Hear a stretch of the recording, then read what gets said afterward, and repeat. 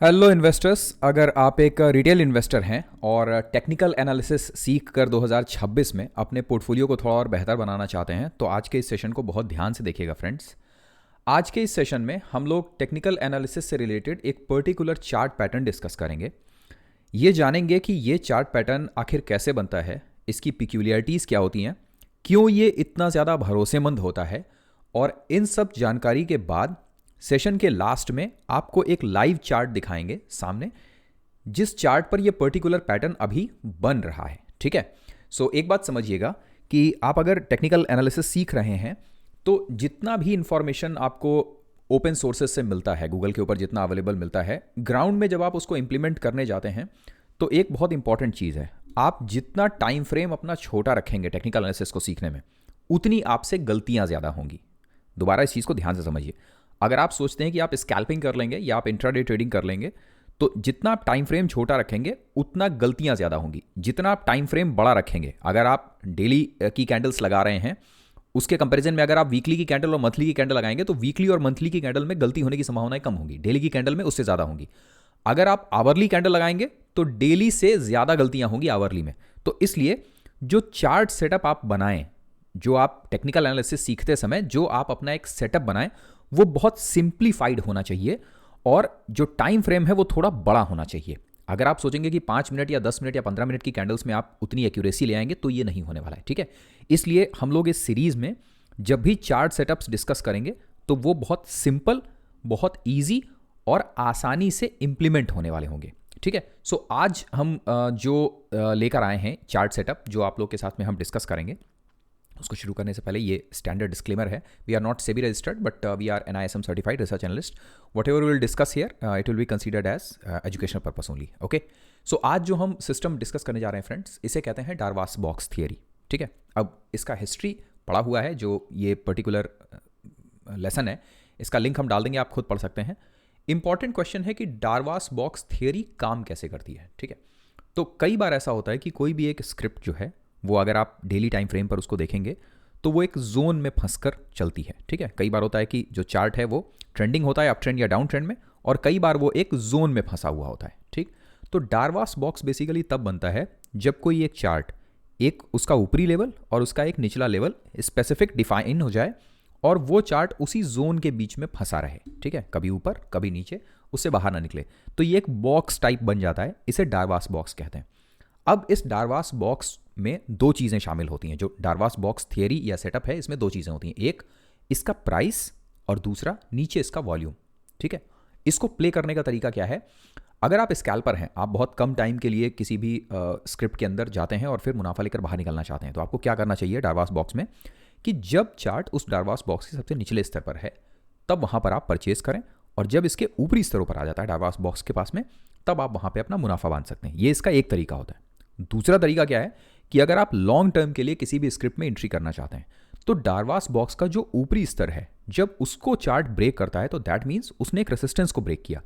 Resistance को जब भी कभी भी चार्ट ब्रेक करता है तो वो वहां पर आपका एक एंट्री पॉइंट बनता है। ठीक है, और अगर रेसिस्टेंस को ब्रेक करने के साथ में आपको नीचे वॉल्यूम भी मिल जाए तो ये आपके लिए एक दोहरा कन्फर्मेशन होता है। तो इसीलिए जब भी कभी भी आप चार्ट स्टडी कर रहे हो तो बड़ा चार्ट खोलें, उसको डेली कैंडल स्टिक पर लगाएं, वॉल्यूम लगाएं, साथ में एक आध इंडिकेटर डालें, और उसके बाद आइडेंटिफाई करने की कोशिश करें कि कहां पर डारवास बॉक्स बन रहा है। अब इसमें क्वेश्चन होगा कि भाई क्या 2 मिनट 3 मिनट या 5 मिनट की कैंडल पर डारवास बॉक्स नहीं बनता है?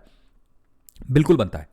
हर एक चार्ट जो वीकली या मंथली कैंडल्स पर बन सकता है, सेम वही chart 5 minute 2 minute 1 minute candles पर भी बनेगा। ठीक है, पर उसकी एक्यूरेसी इतनी अच्छी नहीं होगी। ठीक है, तो इस वजह से टाइम फ्रेम जो हम लोग इस्तेमाल करें वो 1 डे का टाइम फ्रेम मिनिमम इस्तेमाल करें, तो उससे क्या होता है कि आपके पास में थोड़ा टाइम का लेवरेज रहता है, पोजीशन में टाइम का लेवरेज रहता है। ठीक, अब इंपॉर्टेंट क्वेश्चन है कि भाई डारवास बॉक्स कितने लंबे टाइम तक चलता है, कि हो सकता है कि जब आप डेली कैंडल लगाएं तो जो चार्ट है, जो स्क्रिप्ट है, वो इसी डारवास बॉक्स में फंसी रहे 1 महीने 2 महीने या 3 महीने। ऐसा हो सकता है क्या? बिल्कुल ऐसा हो सकता है। डिपेंड करता है कि जो वो स्क्रिप्ट या आपकी कंपनी है वो किस सेक्टर से रिलेटेड है, और इसीलिए जो इनसाइट फ्रॉम डारवास बॉक्स थियरी है उसमें किन किन चीज़ों पर, 3 और चीज़ों पर ध्यान देने वाला होता है। किस पर? कि जो ग्रोथ इंडस्ट्री, आप जो भी स्क्रिप्ट चुन रहे हो, जो भी स्टॉक आप चुन रहे हो, वो उस इंडस्ट्री का होना चाहिए जहां पर अभी ग्रोथ अवेलेबल हो। दूसरा कि कभी भी लो फ्लोर जो होती हैं, लो फ्लोट कंपनीज, उनको नहीं चुनना चाहिए, कि ऐसी कंपनीज जिनका मार्केट में फ्री फ्लोट स्टॉक ही बहुत कम है। आप देखेंगे कि कुछ ऐसे कंपनियां होती हैं कि जिनके अंदर दिन में 4,000 या 5,000 स्टॉक्स ही ट्रेड होते हैं। तो ऐसी कंपनियों से दूर रहें। कोशिश करें कि जो भी कंपनीज आप आइडेंटिफाई कर रहे हैं उनका जो फ्लोट है मार्केट में वो सफिशिएंट, यानी कि वॉल्यूम सफिशिएंट होना चाहिए। और third, use of stop loss order. इसका जो सिंपल कॉन्सेप्ट है वो ये है कि आपके पास में एग्जिट स्ट्रेटजी होनी चाहिए। जब आप एंट्री करते हैं तो आपके पास एग्जिट स्ट्रेटजी होनी चाहिए। अगर आपको नहीं पता है कि वो कैसे बनाना है, तो हम लोगों ने कुछ वीडियोस यहाँ पे डाले थे, ठीक है, 3 वीडियोस पड़े हुए हैं जिनके थ्रू आप अगर इनको देखें तो आपको एग्जिट स्ट्रेटजी समझ में आ जाएगी। इनका 2 बेसिस है, एक फंडामेंटल बेसिस पर एग्जिट कैसे लेना है और दूसरा टेक्निकल बेसिस पर एग्जिट कैसे लेना है। ओके, सो ये था मोटा मोटी डारवास बॉक्स का कॉन्सेप्ट। तो चार्ट्स के ऊपर डारवास बॉक्स ऐसे दिखता है। तरीका क्या है इसमें एंट्री लेने का कि जब डारवास बॉक्स से निचले स्तर पर आए वहाँ पे आप एंट्री ले लीजिए। एग्जिट जब ऊपरी स्तरों पर आए चार्ट तब वहाँ पर। दूसरा तरीका क्या है कि जब डारवास बॉक्स के ऊपरी स्तर को ब्रेक करे तब वहाँ पर आप एंट्री ले सकते हैं फ्रेश रनअप के लिए। अब इसका एक एग्जाम्पल देते हैं, ठीक है। सो ये सामने आपके चार्ट पैटर्न दिख रहा है, ठीक है। जो पर्टिकुलर चार्ट पैटर्न है ये डेली कैंडल्स हैं, ठीक है, डेली कैंडल है, एक दिन की कैंडल है ये। अब देखिए यहाँ पे क्या हुआ है, ये पर्टिकुलर जो स्क्रिप्ट है ये इस जोन के अंदर फंसी, ठीक है। और जोन क्या था इसका, जो ऊपरी स्तर था वो तकरीबन 477 का था और जो निचला स्तर था वो तकरीबन 440 का था। तो ये लगभग कितना हुआ, 30 से 40 रुपए के बीच में झूल रहा है। अब 40 रुपए, 400 रुपए का शेयर है, 500 रुपए का शेयर है, 40 रुपए के करीब है, तो कितना 8 से 9% के बीच में जो फ्लक्चुएशन है वो हो रहा है। अब इस फ्लक्चुएशन के टाइम में जो एंट्री और एग्जिट के पॉइंट्स हैं ये आपको क्लियर यहाँ दिखाई दे रहे हैं। पर इसके साथ में एक इंपॉर्टेंट चीज़ और है, क्या कि जब ये डारवास बॉक्स के ऊपरी स्तर को ब्रेक कर रहा है, देखिए ये डारवास बॉक्स था क्लियर जो आपको अभी दिखेगा पीछे, ठीक है। इसको हम रिमूव कर देते हैं यहाँ से, ये रहा, ये क्लियर है। ये आइडेंटिफाई करना आपको आना चाहिए। और ये कैसे आएगा, आप जितनी प्रैक्टिस करेंगे चार्ट्स पे उतना आपके लिए क्लियर होता जाएगा। ये डारवास बॉक्स है, डारवास बॉक्स को यहाँ पर ये कैंडल ब्रेक करती है। और मज़ेदार चीज़ क्या है, इस कैंडल को ब्रेक करने के साथ आप नीचे यहाँ पर देखिए कि एडिशनल आपको वॉल्यूम भी मिल रहा है। इसीलिए डारवास बॉक्स जो थियरी है वो प्राइस के साथ वॉल्यूम भी कंसीडर करती है, ठीक है। तो डारवास बॉक्स के कंसोलिडेशन जोन का जो ऊपरी स्तर है उसको ब्रेक कर रहा है और जो कैंडल स्टिक है, हालांकि ये पूरी मारूबूजू नहीं है पर फिर भी जो बॉडी है वो शैडो के कंपैरिजन में अच्छी खासी बड़ी है और कंसोलिडेशन जोन के बाद में ब्रेकआउट आया है। प्लस एक क्वेश्चन जो एक पॉइंट था वो क्या था कि जो इंडस्ट्री है वो ग्रोथ वाली होनी चाहिए। तो ये पर्टिकुलर जो स्क्रिप्ट है ये टायर सेक्टर से रिलेटेड है। हम सभी को पता है कि इस समय ऑटो एंसिलरीज जो है वो अच्छा काम कर रहे हैं और इसी वजह से ऑटो से रिलेटेड जो भी कंपनियां हैं वो इस समय बढ़िया चल रही हैं। तो चूंकि जो इंडस्ट्री है वो भी इससे रिलेटेड है, कंपनी भी अच्छी है। और देन नीचे एक पर्टिकुलर इंडिकेटर है जो हमारा बहुत फेवरेट इंडिकेटर है, it's called ADX, average directional index. ये एक ऐसा इंडिकेटर है जो न सिर्फ चार्ट की डायरेक्शन दिखाता है कि वो पॉजिटिव है या नेगेटिव है, पर यह भी बताता है कि जो ये डायरेक्शन है ये कितनी स्ट्रांग है, ठीक है। कि अगर पॉजिटिव साइड में जा रहा है तो कितनी तेजी से जाएगा, नेगेटिव साइड में जाएगा तो कितनी तेजी से जाएगा। तो अगर आपने ये नहीं यूज़ किया है तो इसको थोड़ा सा पढ़िए, ADX इंडिकेटर को, इसको यूज़ करिए, ठीक है। सो ये एक लाइव चार्ट है। लाइव चार्ट तो क्या मतलब, रिसेंट जो इसका डेटा है वो उसका, और सेम वही जो डारवास बॉक्स थियरी है वो इसके ऊपर यहाँ पर लागू हो रही है।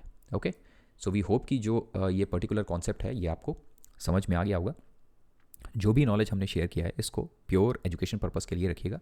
इसका ये मतलब नहीं है कि आप हमारी राय पर किसी भी तरह का कोई बाय सेल करें, ठीक है। उसके लिए अपने फाइनेंशियल एडवाइज़र की सलाह ज़रूर लीजिए। हाँ, चार्ट्स पढ़ते रहिए और सीखते रहिए, और इन सब के बारे में और ज़्यादा जानकारी अगर चाहिए तो चैनल एक बार चेकआउट कर लीजिएगा। इस स्पेशली जो पोस्ट है इसकी, इसमें हम लोगों ने अभी जो प्रीफैब इंडस्ट्री है उसके बारे में कुछ स्टडीज़ डाली हैं, इनको ज़रूर देख लीजिएगा। और एक सैम्पल पोर्टफोलियो अगर आप 2026 में बनाना चाह रहे हैं तो उसके भी कुछ कॉन्सेप्ट्स पड़े हुए हैं, इनको आप देख सकते हैं। ओके, वीडियो के लास्ट में अपने कमेंट देना बिल्कुल मत भूलिएगा। मिलते हैं आपसे अगले सेशन में। Thank you very much, good night, bye bye.